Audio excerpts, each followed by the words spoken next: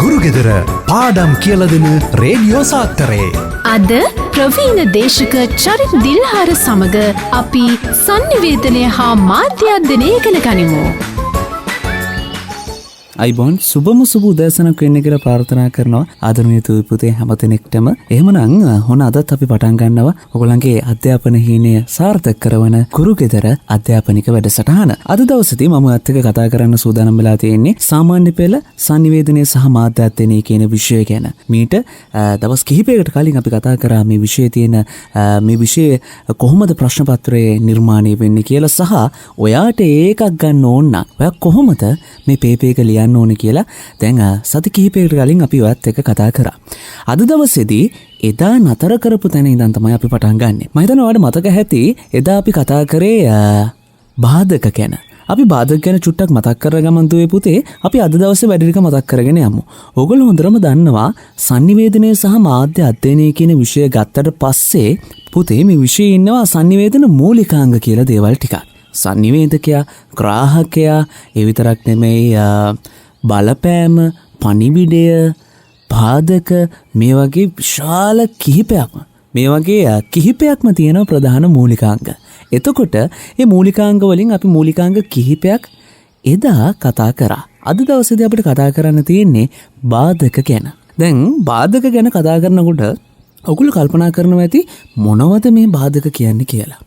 ඔව් හිතන්නකෝ දැන් ඔයා මාව මෙහෙම සිත FM එකෙන් අහගෙන ඉන්නකොට එක පාරටම ඕගොල්ලන්ගේ ගෙදර කරන්ට් එක ගියා කියලා හිතන්නකෝ. එතකොට ඔයාට පුළුවන් ද මාව අහන්න? බෑ නේද? ඔව් අපි දෙන්නගේ මේ sannivedanayට ලොකු බාධාවක් ඇති වෙනවා.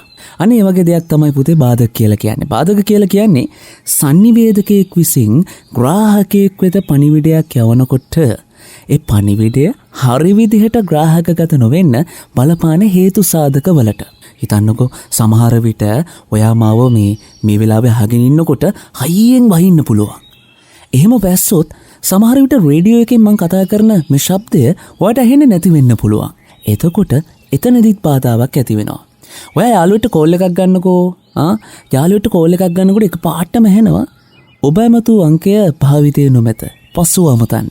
එහෙම සද්දයක් ආවට පස්සේ එහෙම එකක් ආවට පස්සේ ඔයාට යාළුවෙක්ට කතා කරන්න පුළුවන්ද? ඔයාම හිතලා බලන්නකෝ. බෑ නේද? එතකොට එතන සිද්ධ වෙන්නේ බාධකයක්. ඒ විතරක් නෙමෙයි හිතන්නකෝ ඔයා යාළුවෙක්ට කෝල් එකක් ගන්නවා කියලා. ඔයා යාළුවෙක්ට කෝල් එකක් ගන්නකොට එක පාරටම ඔයාගේ ෆෝන් එකේ සල්ලි ඉවර වෙනවා. ක්‍රෙඩිට් ඉවර වෙනවා. එතකොට ඔයාට ඒ යාළුවත් එක්ක තොරතුරු sannivedanaya කරන්න පුළුවන්ද? බෑ නේද? ඒවත් බාධක. පුතේ බාධක ගැන කියනවා නම් විවිධාකාර විදිහින් අපිට කියන්න පුළුවන්. මම අයිපාරක් චුට්ටක් මතක් කරන්නම් බාධක කියන්නේ මොනවද කියලා. ඔයගොල්ලෝ පේපර් එකේ ලියනකොට ලියන්න ඕන බාධක යනු sannivedakaya විසින් ඉදිරිපත් කරන පණිවිඩය හරි විදිහට ග්‍රාහකයාට නොයන්න. එහෙම නැත්නම් ග්‍රාහකගත නොවෙන්න බලපාන හේතු සාධක. හරි මේ බාධක ගැන කතා කරනකොට පුතේ ප්‍රධාන වශයෙන් බාධක කොටස් දෙකකට බෙදෙනවා. පළවෙනි එක තමයි අර්ථ බාධක. දෙවෙනි එක තමයි මාධ්‍ය බාධක. සාමාන්‍ය පෙළ ඉවර වෙලා A level වලට කලාංශයෙන් sannivedanaya හා මාධ්‍යාධ්‍යයනය කියන විෂය හදාරන්න යනවා නම් ඔබට බාධක පිළිබඳව මීට වඩා පුළුල් විදිහට ඉගෙන ගන්න පුළුවන්. හැබැයි මේ සාමාන්‍ය පෙළ යටතේදී අපි බාධක ගැන කතා කරනවා නම් බාධක ප්‍රධාන වශයෙන් කොටස් කිහිපයකට බෙදෙනවා. එකක් අර්ථ බාධක සහ මාධ්‍ය බාධක. අර්ථ බාධක කියලා කියන්නේ පුතේ සාමාන්‍යයෙන් sannivedakයෙක් විසින් ඉදිරිපත් කරන පණිවිඩයේ අර්ථය නිසි ලෙස ග්‍රහණය කරගන්න බැරි වෙන්න බලපාන හේතු. හිතන්න ඔයා පාරේ යනකොට ඔයාට හම්බ වෙනවා සුදු ජාතිකයෙක්. එහෙම නැත්නම් විදේශීය පුද්ගලෙක් කියලා හිතන්නකෝ.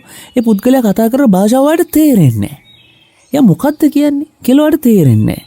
එතකොට එයාගේ පණිවිඩය ඔයාට තේරුම් ගන්න අමාරුයි නේද?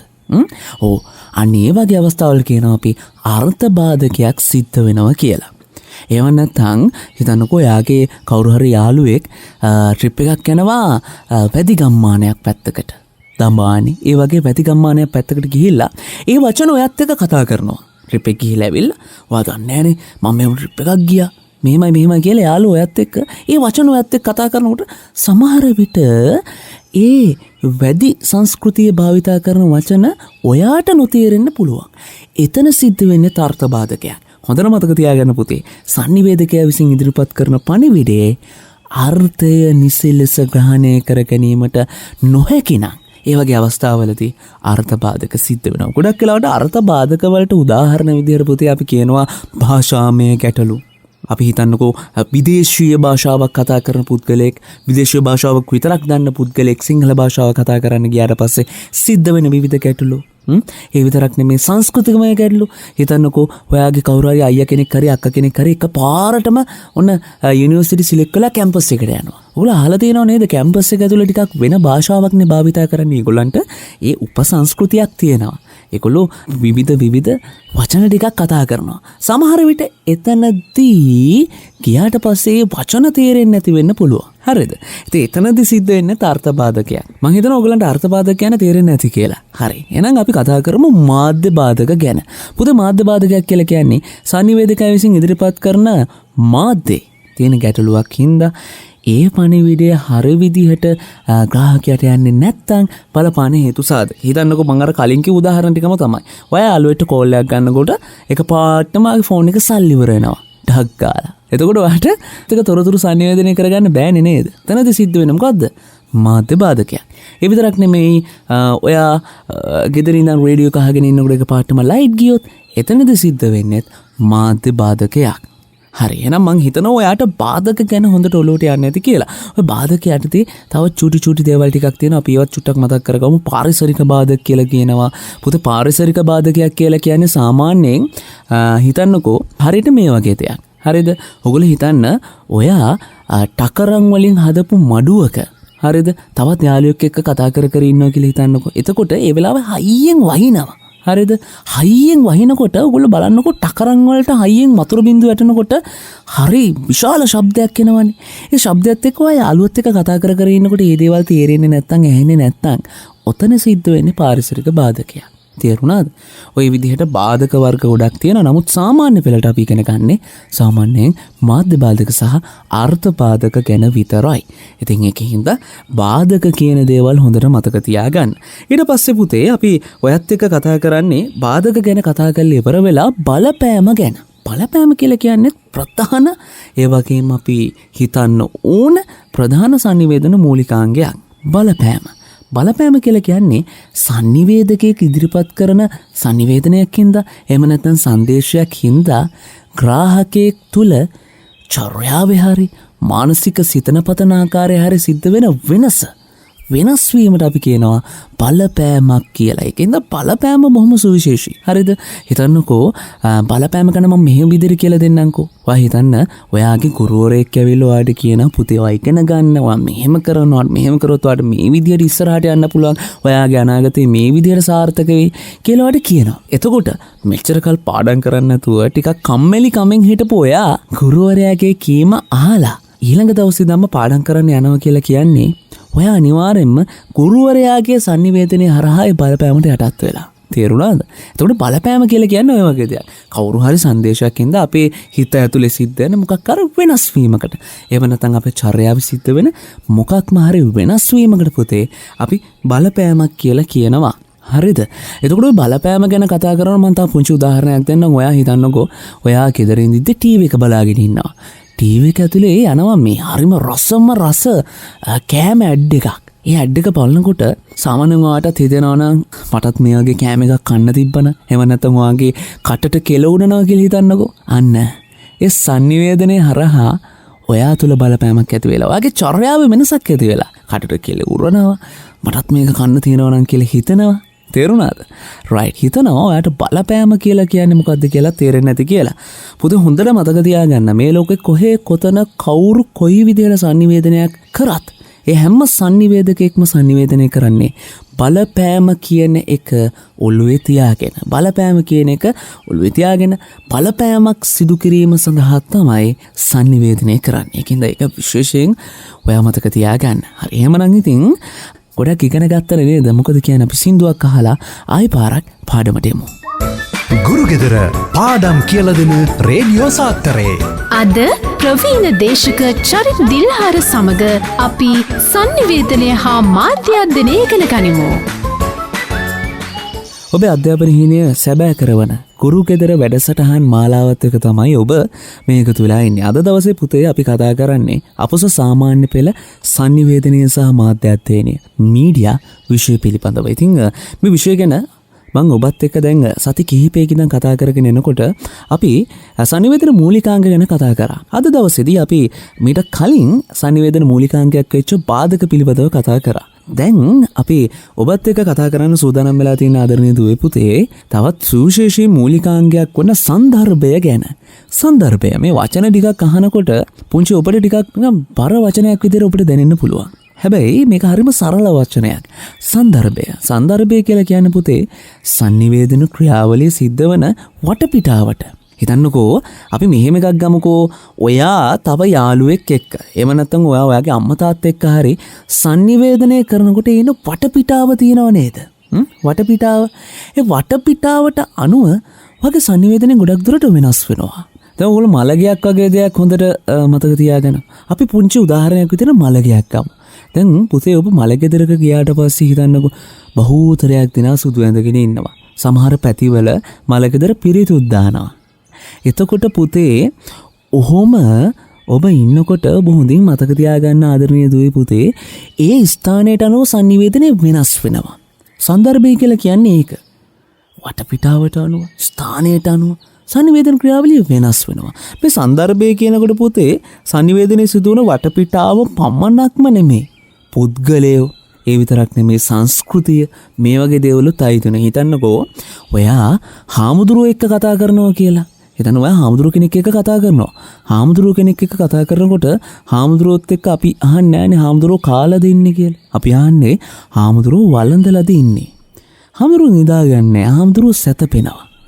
ඒ විතරක් නෙමෙයි අපි ගොඩක් වෙලාවල් වලදී මේ හාමුදුරුවෝ කෙනෙක් එක්ක ස්වාමින් වහන්සේ කෙනෙක් එක්ක කතා කරනකොට ඊට අනුගත භාෂාවක් භාවිතා කරනවා. ඉතින් පුතේ මේක තමයි සන්දර්භය කියලා කියන්නේ.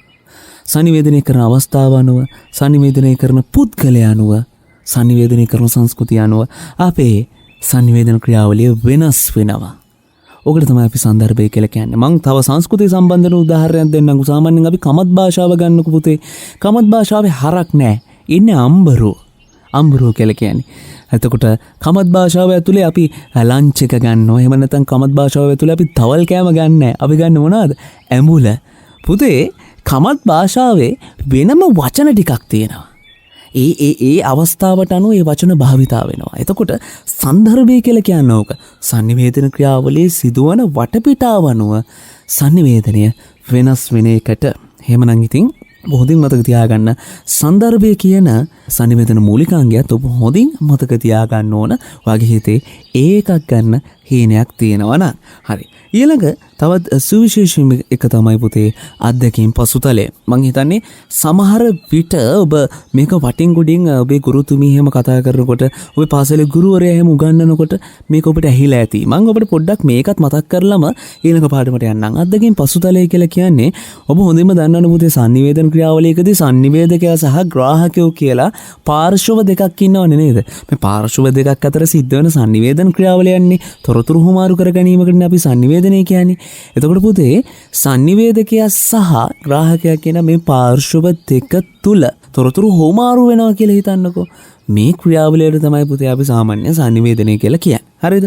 එතකොට අධ්‍යක්ීම් පසුතලය කියලා කියන්නේ මේ sannivedana සහ ග්‍රාහක පාර්ශ්වවල పూర్ව අධ්‍යක්ීම් වල එකතුව. ඒ කියන්නේ sannivedakaya සහ ග්‍රාහකයා ඉන්නවනේ. මේ sannivedana සහ ග්‍රාහක පාර්ශ්වවල పూర్ව අධ්‍යක්ීම් වල එකතුවට අපි කියනවා අධ්‍යක්ීම් පසුතලය කියලා. සාමාන්‍යයෙන් sannivedakaya සහ ග්‍රාහකයා මේ දෙන්න මීට කලින් අඳුනගෙන ඉන්නවනම් මේ දෙන්නගේ සමාජ මට්ටම සමානයි නම් මේ දෙන්නගේම අධ්‍යාපන මට්ටම සමානයි නම් ඒ දෙන්න අතර තොරතුරු sannivedanaya කරන්න හරි පහසුයි. හිතන්න මම පුංචි උදාහරණයක් දෙන්නම්. ඔයාගේ ඉස්කෝලේ ඔයාගේ හොඳම යාළුවා ගන්නකෝ. ඔයාගේ ඉස්කෝලේ හොඳම යාළුවා ගොඩාක් වෙලාවට අපිට විශ්වාස කරන්න පුළුවන් ඔයාගේම වයසේ කෙනෙක් වෙන්න පුළුවන්.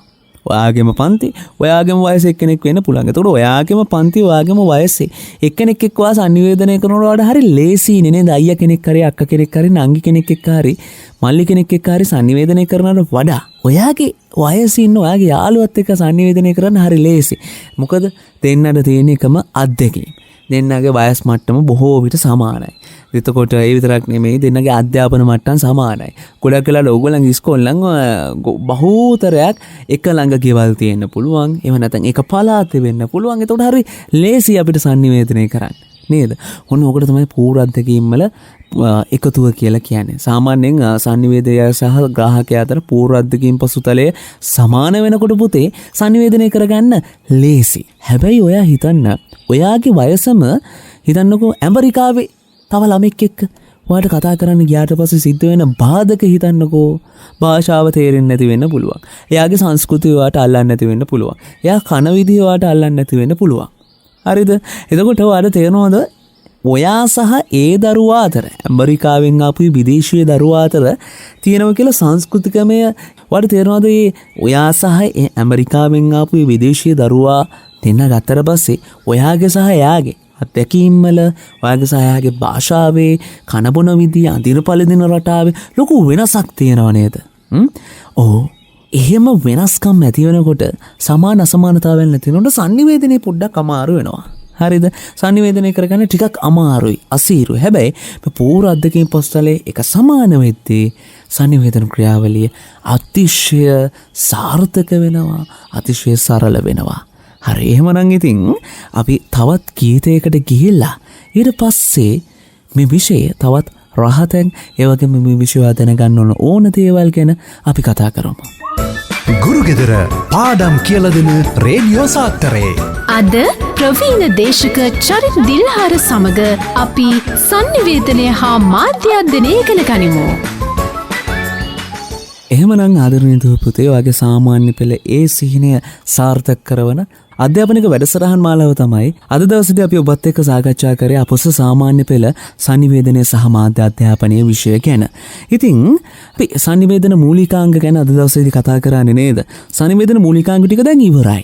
ඊට පස්සේ අපි කතා කරන්න සූදානම් වෙන්නේ sannivedanaya ස්වභාවය කියන විෂය ගැන. එහෙම නැත්නම් ඒ කොටස ගැන තමයි අපි කතා කරන්න හදන්නේ. දැන් ඔබ කල්පනා කරනවා ඇති sannivedanaya ස්වභාවය මේක මොන වගේද? දැන් හිතන්නකෝ අපි සාමාන්‍යයෙන් මිනිස්සුන්ගේ ස්වභාවය ගැන කතා කරාට පස්සේ කොහොමද කන් දෙකක් තියෙනවා. ගැහැණු සහ පිරිමි කියලා කොටස් දෙකක් තියෙනවා. ඇස් දෙකක් තියෙනවා. ඔහොම අපිට එක එක දේවල් ගන්න පුළුවන් නේද? ඔන්න ඔය වගේ පුතේ sannivedanaya කියන එකේ තියෙනවා ස්වභාවයක්. sannivedanaya කියන එකේ තියෙනවා ලක්ෂණ. අපි ඔන්න ඕවා ගැන තමයි කතා කරන්න සූදානම් වෙන්නේ. මේ sannivedanaya ස්වභාවය ගැන කතා කරාම පුතේ පළවෙනිම එක තමයි sannivedanaya කියන එක අරමුණු සහගත දෙයක්. sannivedanaya අරමුණු සහගතයි. පුතේ අරමුණු සහගතයි කියලා කියන්නේ sannivedanaya නිර්මාණය වෙන්නේම අරමුණක් මූලික කරගෙන. ඒ කියන්නේ ඔයා හිතන්නකෝ ඔයා කාට හරි sannivedanaya කරන්නේ මම කාට හරි sannivedanaya කරන්නෙම අපි හිත ඇතුලේ අරමුණක් තියාගෙන. දැන් ඒකට ඔයා කල්පනා කරනවා ඇති එහෙම කොහොමද වෙන්නේ කියලා. පුතේ හිතන්නකෝ සමහර විට අරමුණ තොරතුරු හුමාරු කර ගැනීමක් වෙන්න පුළුවන්. එහෙම නැත්නම් ඒ අරමුණ කුතුහලය සමනය කර ගැනීමක් වෙන්න පුළුවන්. වින්දනයක් වෙන්න පුළුවන්. මේ ඕනම එකක් වෙන්න පුළුවන්. හිතන්නකෝ සරලම උදාහරණයක් දෙන්නම්කෝ පුතේ. ඔයා ඔයාගේ එහා පැත්තේ ඉන්න යාළුවට ඇඟිල්ලෙන් අයිනවා. ඒක සිද්ධ වෙන්නේත් ඔය මම කලින් කිව්වා වගේම කිසියම් හෝ අරමුණක්. එතනක් තියෙන අරමුණක්. සමහර විට ඒක බින්දනයක් ලබා ගැනීමක් වෙන්න පුළුවන්. තේරුණාද? කොහොම හරි පුතේ ලෝකේ කොහේ කොතන කොයි විදිහකට sannivedanayak සිද්ධ වුණත් ඒ හැම sannivedanayකටම කිසියම් අරමුණක් තියෙනවාමයි. හරිද? එතකොට විශේෂම දේ තමයි sannivedana සහ ග්‍රාහක තොරතුරු ලබා දෙන පාර්ශවය සහ තොරතුරු ලබා ගන්නා පාර්ශවය අතර මේ අරමුණ පිළිපදව හොඳ අවබෝධයක් තියෙනවා නම් පුතේ sannivedana ක්‍රියාවලිය සාර්ථක වෙනවා. හැබැයි sannivedana සහ ග්‍රාහකයා කියන මේ පාර්ශව දෙක ඇතුලේ හරිද අරමුණ සම්බන්ධයෙන් හරි අවබෝධයක් නැත්තම් sannivedana සහ ග්‍රාහකයා කියන මේ පාර්ශව දෙක ඇතුලේ පුතේ අරමුණ සම්බන්ධයෙන් හරි අවබෝධයක් නැත්තම් sannivedana ක්‍රියාවලිය එතනම අසාර්ථක වෙනවා. දැන් හිතන්නකෝ මම මෙහෙම පුංචි උදාහරණයක් කියන්නම්කෝ. ඔයාගේ පන්තියේ වාගේ පන්තිබාර ගුරුතුමා උගන්වනවා. හරිද? එතකොට මේ පන්තිබාර ගුරුතුමාගේ අරමුණ තමයි ඔයාට හොඳට සාර්ථක විදිහට විෂය කරුණු ලබා දෙන එක. හොඳට සාර්ථක විදිහට විෂය කරුණු ලබා දෙන තමයි පන්තිබාර ගුරුතුමාගේ අරමුණ. හැබැයි පුතේ හොඳට මතක තියාගන්න ඔයා මේ දේවල් අහන්නේ නැතුව යාළුවොත් එක්ක කතා කර කර ඉන්නවා නම් වැඩ කර කර කියන්නේ වෙන වෙන කතා කර කර ඉන්නවා නම් එහෙම නැත්නම් ගුරුවරයා කියන දේ අහන්නේ නැත්නම් ගුරුවරයාගේ අරමුණ සාර්ථක වෙනවද? නැහැ. තේරුණාද? සංනිවේදකයාගේ අරමුණ ග්‍රාහකයා දැනගන්න ඕන. ඒ හරහා තමයි ඒ අරමුණ සාර්ථක කරගන්න පුළුවන් වෙන්නේ. තේරුණාද? හරි. එහෙනම් මං හිතනවා ඔයාට සංනිවේදනයේ අරමුණු සහගතයි කියන එක තේරෙන්න ඇති කියලා. ඊළඟ එක තමයි පුතේ සංනිවේදනයේ සන්දර්භානුගතය. දැන් ඔයා කල්පනා කරනවා මේ සන්දර්භානුගතය කියන්නේ මොකද්ද කියලා. මතකද මං කාලින් කියලා දුන්නා. සංනිවේදනය කියලා කියන්නේ මේ සන්දර්භය කියලා කියන්නේ පුතේ. මතකද මං කලින් කියලා දුන්නා. සන්දර්භය කියලා කියන්නේ පුතේ සංනිවේදන ක්‍රියාවලිය සිද්ධ වන වටපිටාව. වටපිටාවට අනුව සංනිවේදනය වෙනස් වෙනවනේ නේද? ඉතින් සන්දර්භානුගතය කියලා කියන්නේ සංනිවේදනය සිදුවන වටපිටාවට අනුව පුද්ගලයන්ට අනුව ස්ථානයට අනුව සංනිවේදන ක්‍රියාවලිය වෙනස් වෙනවා කියන එක. ඒකින්ද ඒක හොඳින් මතක තියාගන්න. හරිද? සාමාන්‍යයෙන් සන්දර්භය ගැන කියනකොට අපි සාමාන්‍යයෙන් ඉන්න අවස්ථාවට අනුව තමයි තොරතුරු සංනිවේදනය කරන්න ඕන. හිතන්නකෝ දැන් ඔයා මලගෙදරක ගිහිල්ලා ඔයා හයියෙන් කතා කර හයියෙන් hina විවි කෑග ගහ ඉන්නවා නම් ඔයා නිකම්මය සමාජයෙන් පිරිහිරා යනවා. තේරුණාද? ඒකින්ද අපි සන්දර්භය ගැන හොඳට මතක තියාගෙන තමයි තැනක කතා කරනවා නම් කතා කරන්න ඕන. තොරතුරු හොමාරු කරනවා නම් තොරතුරු හොමාරු කරන්න ඕන. තේරුණා නේද? ඔයා හිතනවා ගුරුවරයෙක් එක්ක කතා කරනවා. ඉතින් ගුරුවරයෙක් කියලා කියන්නේ බොහොම ගෞරවනීය කෙනෙක්නේ. ඉතින් ගුරුවරයෙක් එක්ක කතා කරනකොට ඒ සංයමයෙන් යුතුව කතා කරනවා නම් ඒ සන්දර්භයට අනුව ඒක සාර්ථකයි. හැබැයි සමහර විට ඔයා එහෙම නැතුව ටිකක් උස් හඬින් උස් වචන වලින් අවස්ථාවට නොගැලපෙන වචන වලින් කතා බහ කරන්න පුළුවන්. එතකොට ඔයා නිකම් මේ සමාජයෙන් පිරිහිලා යනවා. ඒ සමාජයෙන් ඈත් වෙනවා. එහෙම විවිධ සිදුවීම් වෙනවා. තේරුණා නේද? ඒකින්ද සංනිවේදනය කියන එක සන්දර්භානුගතයි. සිද්ධ වෙන වටපිටාවට අනුව සිද්ධ වෙන අවස්ථාවට අනුව සංනිවේදනය කියන එක බොහොමත්ම සුවිශේෂී වෙනවා. හරිද? හරි. එහෙමනම් ඉතින් අපි තවත් එකක් කතා කරමු. ඊළඟට අපි කතා කරන්නේ සංනිවේදනය ඒකමාර්ගික මෙන්ම ද්විමාර්ගික වේ. ඒ කියන ප්‍රධාන ලක්ෂණය ගැන. පුතේ ඒකමාර්ගික මෙන්ම ද්විමාර්ගික වේ කිව්වහම සමහර පිට ඔයා ඉගෙනගෙන ඇති මේ ඒකමාර්ගික කියලා කියන්නේ මොකද්ද කියලා. හරියට පුතේ මෙන්න මේ වගේ හිතන්නකෝ සංනිවේදකයෙක් ඉන්නවා. ඒ වගේම ග්‍රාහකයෙකුත් ඉන්නවා. සංනිවේදකයා විසින් මොකක් හරි අවශ්‍යතාවයක් මත ග්‍රාහකයෙක් වෙත පණිවිඩයක් ගෙනාවට පස්සේ ඒ පණිවිඩය ග්‍රාහකයා වෙත ගිහිල්ලා එතනම සංනිවේදන ක්‍රියාවලිය අවසන් වෙනවා නම් මම කියන්නේ එතනින් සංනිවේදන ක්‍රියාවලිය අවසන් වෙනවා නම් මොකද්ද වෙන්නේ? එතනින් සංනිවේදන ක්‍රියාවලිය අවසන් වෙනවා නම් මම කියන්නේ ඒකමාර්ගික කියලා කියන්නේ පුතේ සංනිවේදකයෙක් ඉන්නවා, ග්‍රාහකයෙක් ඉන්නවා. සංනිවේදකයා විසින් ඉදිරිපත් කරන පණිවිඩය ග්‍රාහකයාට ගිහිල්ලා එතනින් සංනිවේදන ක්‍රියාවලිය අවසන් වෙනවා නම් සංනිවේදන ක්‍රියාවලිය ඒකමාර්ගිකයි. එතකොට ද්විමාර්ගික කියලා කියන්නේ මොකක්ද? ද්විමාර්ගිකයි කියලා කියන්නේ පුතේ හිතන්නකෝ සංනිවේදකයා විසින් ඉදිරිපත් කරන පණිවිඩය ග්‍රාහකයාට ගිහිල්ලා ග්‍රාහකයා ඒ පණිවිඩය අරගෙන නැවත ප්‍රතිචාර ප්‍රතිපෝෂණ දක්වමින් චක්‍රීය විදිහට යනවා නම් හරියට ඔය යාළුවෙකුයි කොහේ හරි ඉඳගෙන කතා කරනවා කියලා හිතන්නකෝ. ඔන්න දැන් දෙන්නයි ඉන්නවා. බංකුවක් උඩ කියලා හිතන්නකෝ. දෙන්න ඉඳගෙන කතා කරනවා ඈ. යාළුවාගෙන් ප්‍රශ්න අහනවා, ආයෙවට උත්තර දෙනවා, ආයෙ ප්‍රශ්න අහනවා, උත්තර දෙනවා, hina වෙනවා, කතා කරනවා. ඔය වගේ සංනිවේදන චක්‍රීයව යනවනම් සංනිවේදන ක්‍රියාවලිය ද්විමාර්ගිකයි කියලා තමයි අපි කියන්නේ. තේරුණා නේද? ඒකමාර්ගික සහ ද්විමාර්ගික කියන එක. එතකොට ද්විමාර්ගිකයි කියලා කියන්නේ සංනිවේදකයා පණිවිඩයක් ග්‍රාහකයාට ඉදිරිපත් කරනවා. ග්‍රාහකයා ප්‍රතිචාර ප්‍රතිපෝෂණ සමගින් ඒක බොහොම චක්‍රීයාකාරයෙන් සිද්ධ වෙනවා නම් අපි ඒකට කියනවා ද්විමාර්ගික කියලා. එහෙනම් පුතේ අපි කතා කර හිටියේ සංනිවේදනයේ ලක්ෂණ ගැන. එහෙමනම් හොඳට පාඩම් කරන්න, හොඳට වැඩ කරන්න. එතකොට තමයි වාගේ ඒ සිහිනය සාර්ථක කරගන්න පුළුවන් වෙන්නේ. සුබම සුබ දවසක්. ගුරුගෙදර පාඩම් කියලා දෙන රේඩියෝ සාත්තරේ